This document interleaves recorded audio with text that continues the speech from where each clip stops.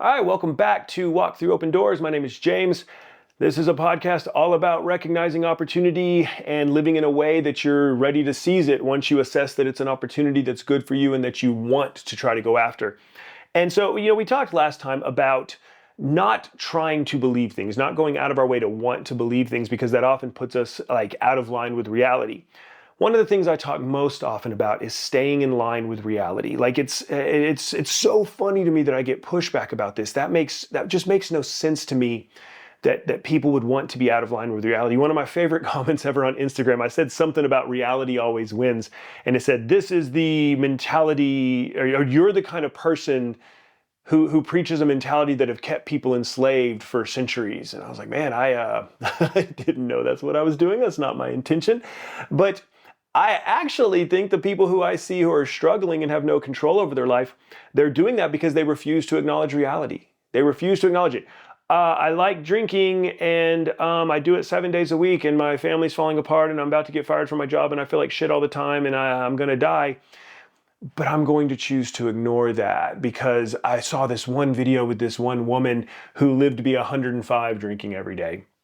Wanting to believe that is deadly. And so I think that living in reality and just saying, okay, hey, this is not good for me. I really enjoy this. And I'm using it to numb myself. And I look forward to having my drinks at the end of every day because that's my warm little happy spot.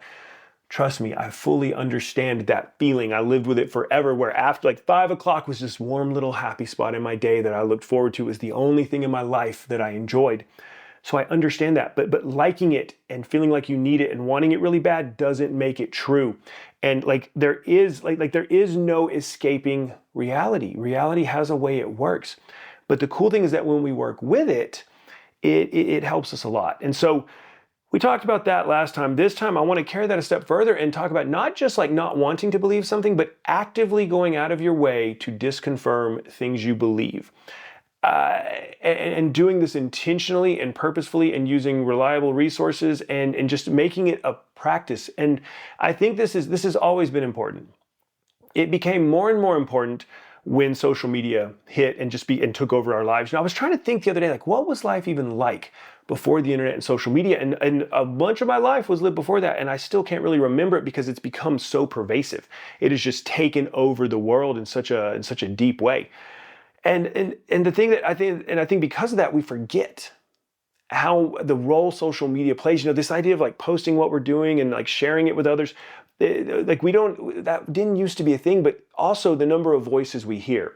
One of the things that really struck me about social media when it came out was just how some of the dumbest people I'd ever known or ever heard, share an idea.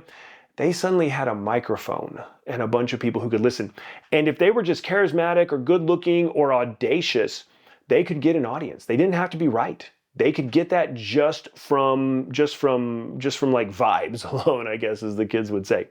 And then the thing that I see now, as these echo chambers have evolved, now we have these beautiful, pristine echo chambers that don't seem like echo chambers because AI speaks to us as though it's like a thinking entity.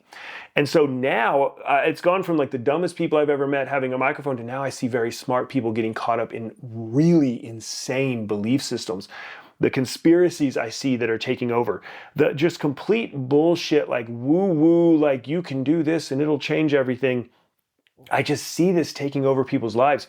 And then they turn to AI, they turn to ChatGPT, or they turn to social media, and they're not turning there to have it disproved, they're turning there to have it proven for them. And like I said last time, you can believe the dumbest shit on the planet, and thanks to the internet, you will find people who will tell you you're right. You'll find a community of people who believe the same thing.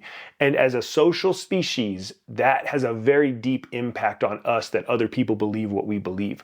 It is important, all of your deepest beliefs, the things that you hold most dear, do research to see if you can disprove them. If you are a hardcore communist, read everything you can about the ways communism doesn't work. If you're a hardcore capitalist, read about the ills of capitalism.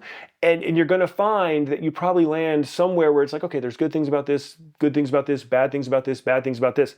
Do this with your religion. Do this with your philosophy. Do this with your spiritual ideology. Do this with your political beliefs. Do this with anything that informs the way you live your life. Because if you don't, you're being naive. You are letting somebody else, you're letting these external sources dictate what you do and what you don't do. And that has a very real impact on who you are and how you live your life. The thing is, we have to actively seek to disprove where we come from, because the confirmation bias that we talked about last time is always going to be finding reasons to believe it. It's going to always be seeking reasons to confirm what you believe. So we have to plant if this is one thing and this is the middle and this is over here, because our mind is always looking for confirmation, we have to plant a flag over here of disconfirmation just to see. And the thing I'll tell you is that you don't need to worry. If what you believe is true, it's going to stand up. It'll take a few shots. It'll have a few holes in it that you have to figure out. But by filling those holes and diving into it more, you will have a stronger belief system after that, and you will be able to stand up for it. You will be able to stand up for it for yourself. It'll give you more confidence in what you say and do. If you don't do that and you're walking around with this very fragile belief system, you are either uncomfortable in sharing that because you know it's kind of bullshit, or you're just waiting for it to be shattered. It's a very fragile approach to life. And so when you actively seek to disconfirm, the other thing too is that it starts to help you understand other people and where they're coming from more. People who disagree with you, when you read about the holes in which you believe, you're like, oh, they kind of have a point. Maybe they're not evil and awful people. Maybe I shouldn't hate them and just lump them into this category of just being demons. You start to have some resonance with them, and you can have a conversation with them. You can have an honest conversation about where you both stand. That's desperately needed right now.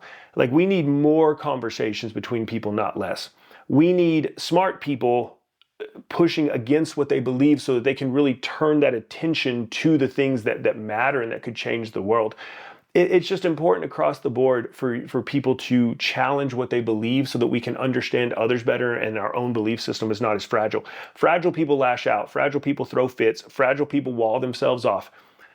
We just can't afford any more of that shit, especially in the age of social media and AI. We just cannot afford it. So this week, just challenge yourself. Take something that you hold dear, something that gives you comfort, something that makes you feel better about life, and challenge it.